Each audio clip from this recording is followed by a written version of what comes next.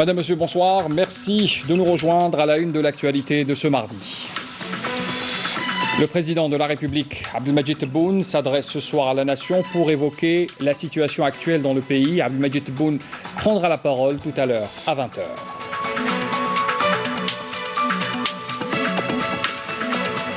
Le président de la République a présidé ce mardi une séance de travail en présence du Premier ministre Abdelaziz Jarrad.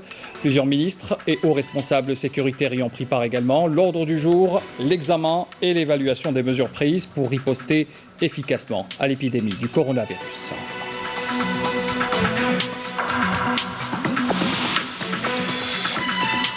En Algérie, un nouveau décès du coronavirus a été enregistré dans la wilaya de Blida, portant à 5 le nombre total des décès dans notre pays.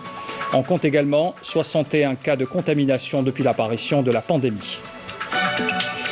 Et puis les prières du vendredi et les prières collectives sont désormais interdites pour éviter le risque de propagation du Covid-19. C'est une mesure exceptionnelle d'un point de vue sanitaire. Qu'en est-il du côté religieux? Pour en parler, Kamal Chekat, théologien, est l'invité de ce 19h.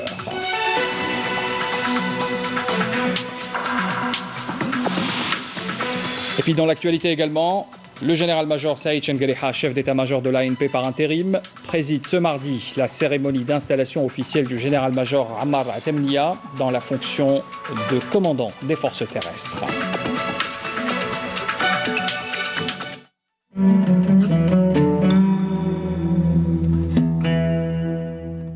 بسم الله الرحمن الرحيم إن الصلاة كانت على المؤمنين كتابا موقوتا صدق الله العظيم.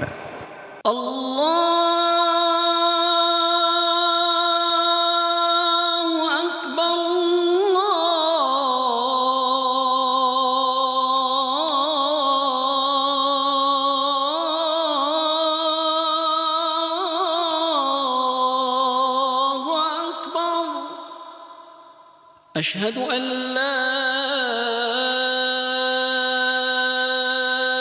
إله إلا الله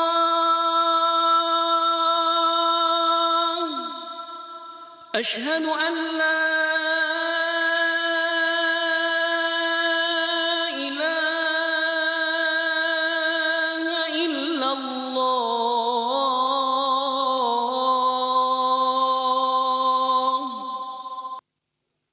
أشهد أن محمدًا رسول الله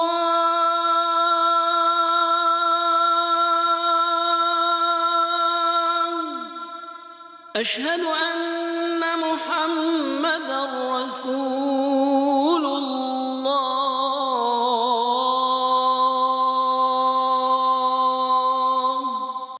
حي على الصلاة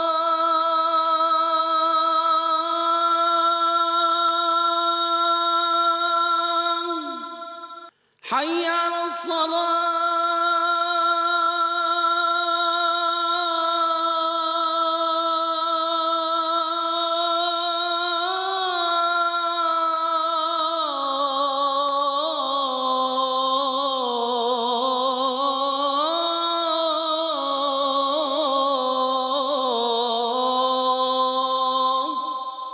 حي على الفلاح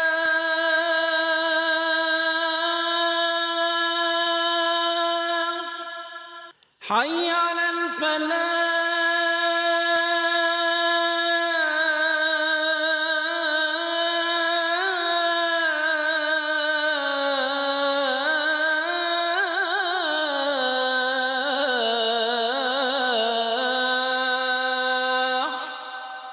الله أكبر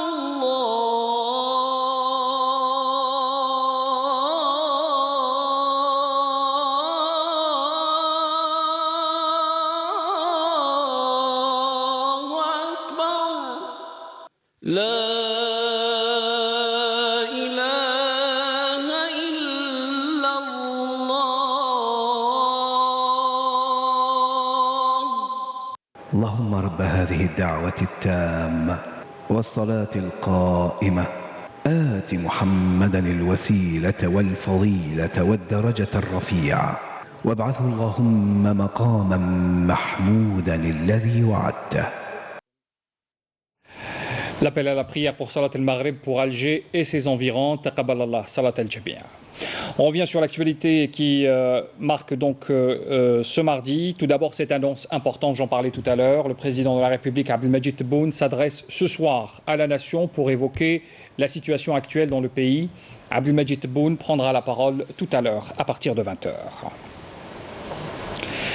Le président de la République, Abdelmadjid Tebboune, a présidé également ce mardi une séance de travail, une séance qui a réuni notamment le Premier ministre Abdelaziz Jarrad, plusieurs ministres et de hauts responsables sécuritaires. La séance était consacrée à l'examen et à l'évaluation des mesures prises pour riposter efficacement à l'épidémie du coronavirus.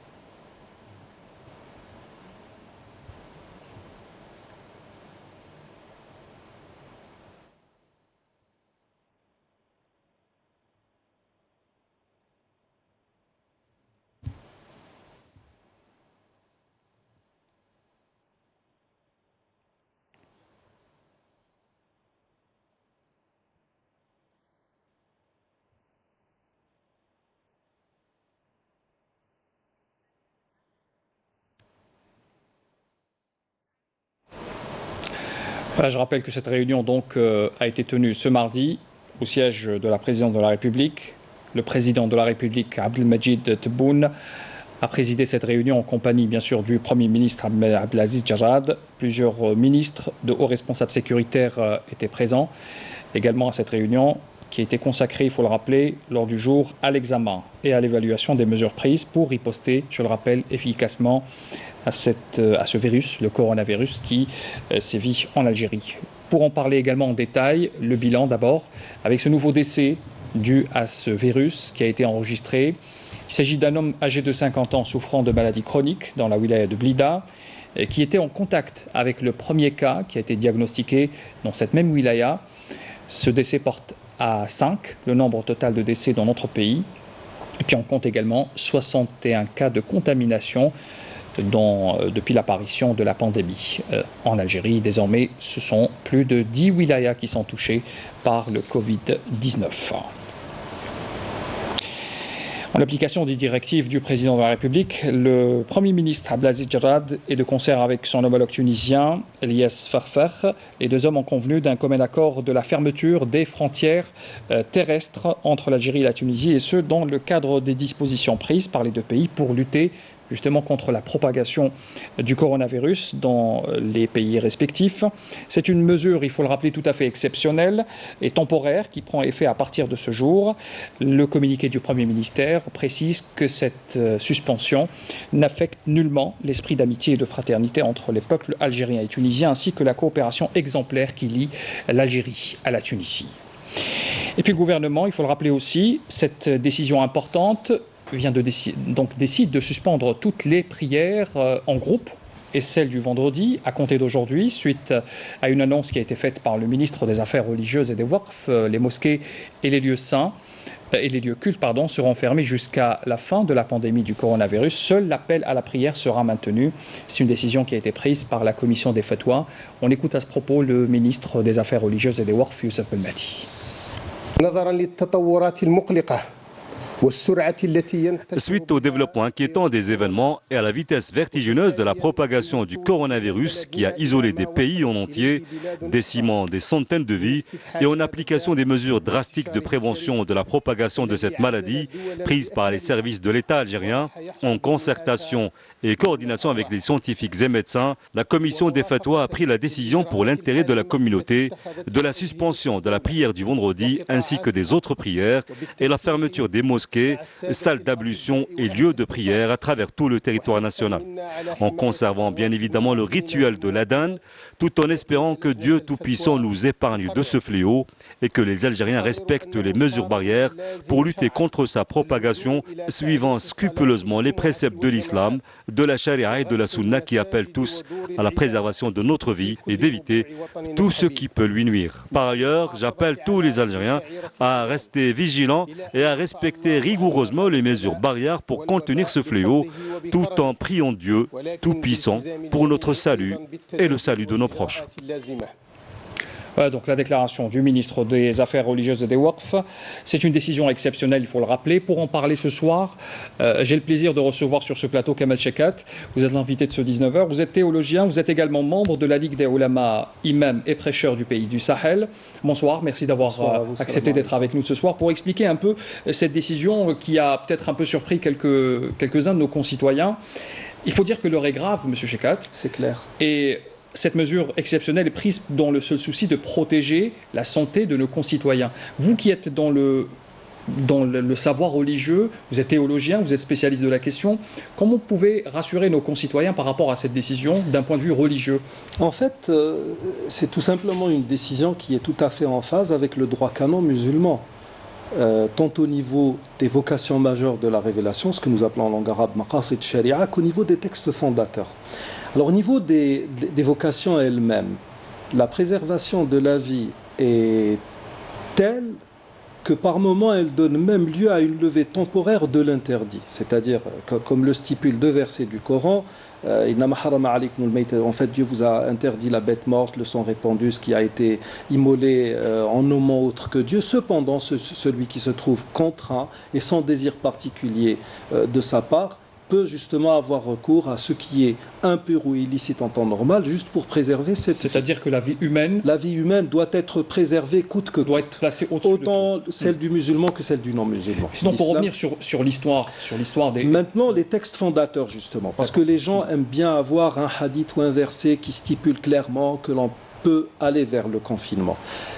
Nous avons une anecdote rapportée par le Bukhari et Muslim concernant Omar ibn Khattab qui est allé voir les armées qui étaient en poste dans la région du Cham anciennement, donc Libye, Syrie, Liban, Jordanie actuelle. Et en arrivant justement aux limites du Cham, on fait savoir à Omar ibn Khattab que la peste s'est déclarée. Abu Ubayd ibn al-Jarrah, qui était le commandant en chef des armées, vient le voir et lui dit, bon voilà, la peste s'est déclarée ici, maintenant si tu entres là, il faut prendre justement tes responsabilités.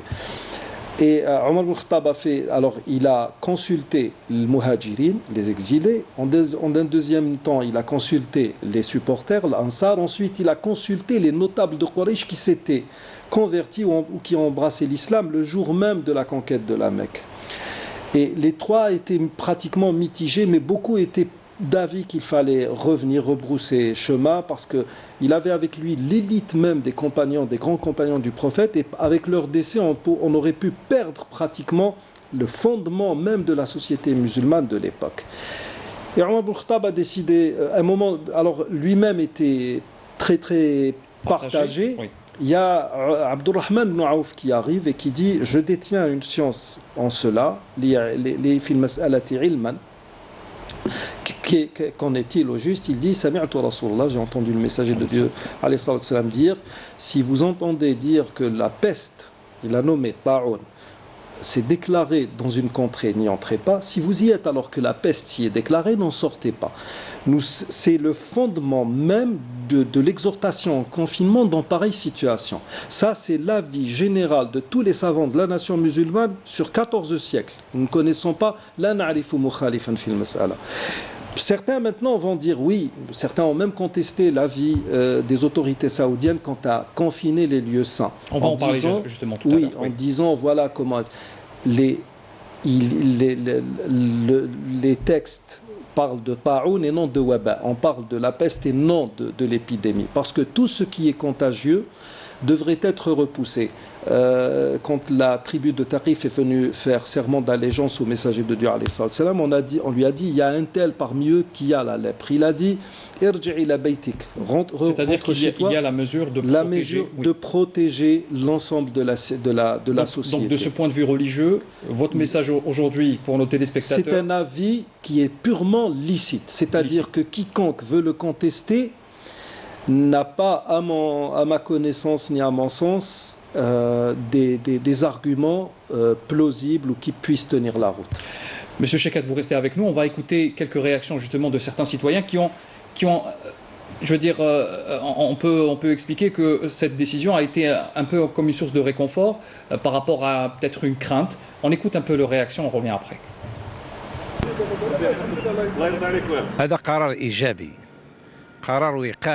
C'est une décision positive, voire même préventive. Il faut bien que les gens comprennent, les 2 lieux saints de l'islam ont été fermés à cause du coronavirus. Et vous voulez qu'on laisse les mosquées ouvertes?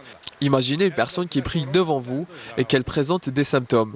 Vous ne pouvez même pas savoir si c'est le coronavirus ou autre chose. Je le redis, c'est une décision positive. Et en principe, même les cafés, les restaurants et autres doivent fermer pour une durée d'au moins 15 jours. C'est une institution suprême, elle a le pouvoir de décision. Elle a réuni les hommes de religion et les savants qui ont rendu une fatwa qu'on ne peut pas contredire. Eux, ils peuvent évaluer des choses que nous ne pouvons pas faire nous-mêmes. Sur une vidéo, les Italiens ont reconnu que s'ils sont restés confinés 15 jours, ils n'auraient pas eu autant de morts. Puisqu'ils disent que la commission est constituée également de médecins et dans notre religion, la santé des êtres est importante. En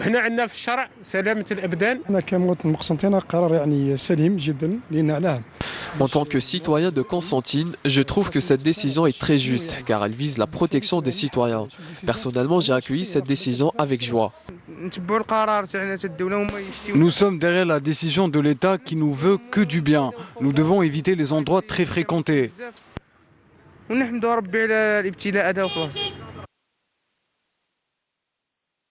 Alors il faut rappeler que la même mesure a été prise par d'autres pays musulmans à travers le monde. Le Koweït avait été déjà l'un des premiers pays du Golfe à avoir annoncé il y a plus d'une semaine la suspension et même la fermeture des mosquées pour endiguer la contagion. Et puis les lieux saints de l'islam même ont eu des mesures exceptionnelles qu'on va voir en détail avec Nahlal Orbi. Faire montre de bon sens et opter pour le confinement, les États du monde touchés par l'épidémie de coronavirus qui a fait jusque-là près de 7000 morts ont fini par s'y résoudre. Face à la propagation à vitesse grand V de l'épidémie, le monde musulman a également pris des mesures préventives pour contrer l'avancée de la pandémie. C'est notamment le cas de l'Arabie Saoudite qui a suspendu il y a quelques jours la Umrah et donc avec l'entrée sur son territoire de millions de pèlerins qui affluent chaque année. Le Koweït, à titre d'exemple, a décidé de l'arrêt des sermons et des prières du vendredi et a opté pour un appel à la prière différent à travers lequel le muezzin appelle les fidèles à prier chez eux. D'autre part, la Turquie a annoncé hier la suspension jusqu'à nouvel ordre des prières collectives dans ses mosquées, y compris la grande prière du vendredi, afin de limiter le risque de propagation du nouveau coronavirus qui ne cesse d'allonger la liste des morts dans le monde. Les autorités marocaines ont également annoncé hier de nouvelles mesures drastiques avec la fermeture jusqu'à nouvel ordre des cafés, restaurants, salles de théâtre et de cinéma, mais aussi des mosquées. Le Conseil supérieur des ulémas a pour ce faire émis une fatwa pour la fermeture des mosquées pour les 5 prières quotidiennes et celles du vendredi à compter d'hier. À Dubaï, Maskat, Doha et Kuwait City, désormais les prières se font à domicile, pandémie oblige. Suite à l'interdiction de rassemblement dans les lieux publics pour protéger la population, de nouvelles habitudes sont jour après jour adoptées dans l'ensemble des pays musulmans en l'occurrence, dont certains ont pris des mesures littéralement strictes pour limiter la propagation de l'épidémie de Covid-19. Kamal Cheikhat, on revient vers vous rapidement parce que nous n'avons pas trop de temps. Alors, les dernières mesures qui ont été prises par ces pays, l'Algérie est un cheminement logique, nous devons suivre. Tout à fait. Vous savez, quand vous savez que le messager de Dieu a interdit à quiconque ayant mangé de l'ail ou de l'oignon d'approcher les lieux de culte, ne serait-ce que pour indisposer les prieurs, Que dire d'une pandémie? D'un autre côté, vous êtes dans supposons que nous n'ayons pas de texte fondateur. La règle, une maxime juridique nous dit bil-hakimi yurfa'u al-khilaf. C'est par l'autorité que se dissipe la divergence. Il y a une décision qui a été prise, tout le monde doit la respecter. Nous devons aller beaucoup plus vers la consolidation des liens en des temps aussi difficiles, aller vers la prière. Vous pouvez le faire chez vous.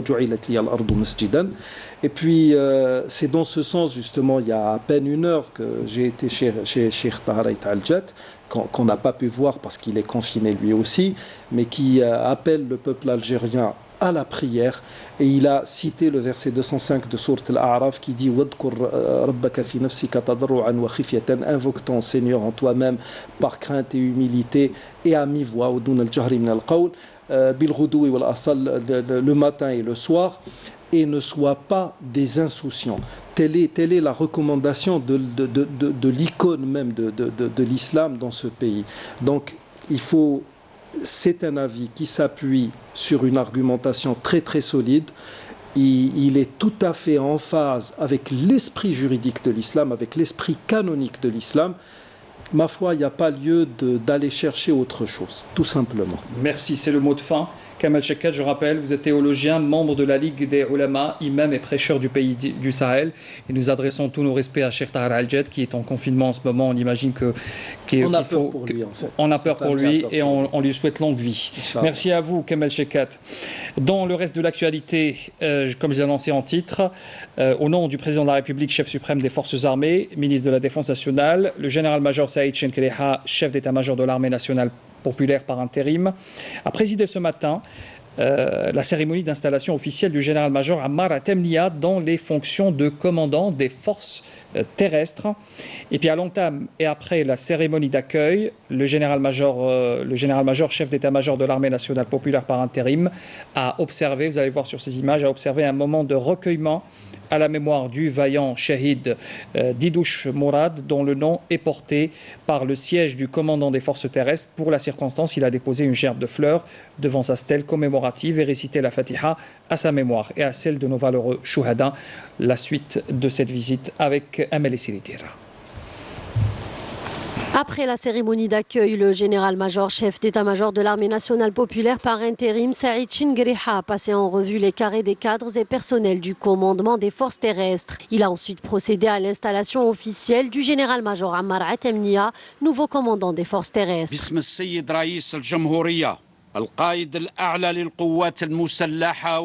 Au nom de Monsieur le Président de la République, chef suprême des forces armées, ministre de la Défense nationale et conformément au décret présidentiel du 7 mars 2020, j'installe officiellement le général-major Ammar Atemnia dans les fonctions de commandant des forces terrestres. À cet effet, je vous ordonne d'exercer sous son autorité et d'exécuter ses ordres et ses instructions dans l'intérêt du service, conformément au règlement militaire et aux lois de la République en vigueur et par fidélité au sacrifice de nos vaillants chouhada et aux valeurs de notre glorieuse révolution de libération. Qu'Allah nous aide. Le général-major a par la suite supervisé la cérémonie de passation de l'emblème national avant de tenir une rencontre avec le commandement, les cadres et les personnels du commandement des forces terrestres, où il a prononcé une allocution d'orientation diffusée via visioconférence à l'ensemble des régions militaires.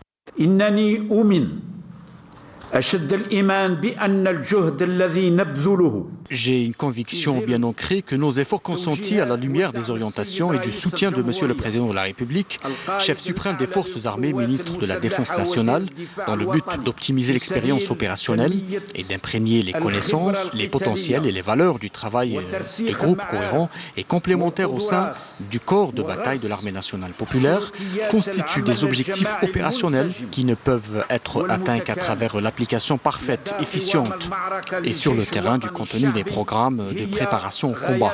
Telles sont les clés du travail aboutissant et tel est le parcours professionnel judicieux que nous devons emprunter pour atteindre le progrès escompté sur tous les plans. Le général-major a par ailleurs tenu à sensibiliser les cadres et les éléments de l'impératif de bien assimiler les programmes de préparation au combat et de contribuer au bon emploi des équipements modernes en dotation, mettant en exergue l'engagement du haut commandement à ne ménager aucun effort efforts afin de permettre à notre armée d'atteindre les plus hauts rangs, dignes des exploits de nos vaillants aïeux.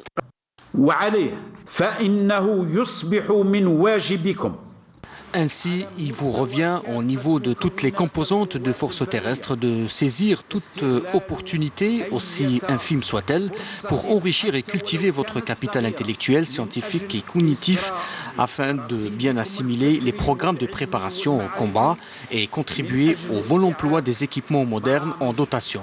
C'est à travers cet objectif et seulement cet objectif que le travail sera fructueux et que de nouveaux pas pourront être franchis, faisant rehausser le corps de bataille et les capacités de combat de l'armée nationale populaire. De notre part, soyez sûrs que nous accordons un très grand intérêt à ancrer cette attitude professionnelle extrêmement importante au sein des rangs de l'armée nationale populaire, digne héritière de l'armée de libération nationale.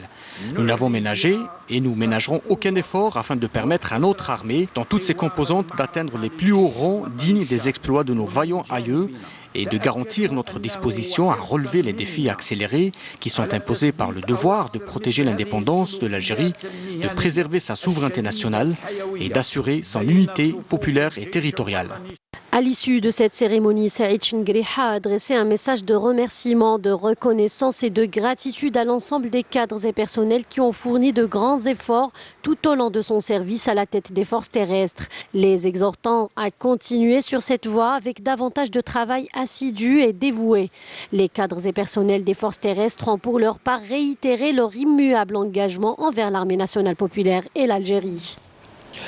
Un mot sur le coronavirus, encore une fois. Un site gouvernemental d'information vient d'être mis en ligne, covid-19.cipalalgérie.com. Vous allez le voir, vous le voyez donc en bas de votre écran. Il est consacré au coronavirus qui vient d'être mis en place donc ce mardi auprès du ministre de la Communication, porte-parole du gouvernement. Le site est géré, il faut le rappeler aussi, par le Centre national de presse, international de presse, qui a été lancé suite aux instructions données par le Premier ministre Abdelaziz Charad.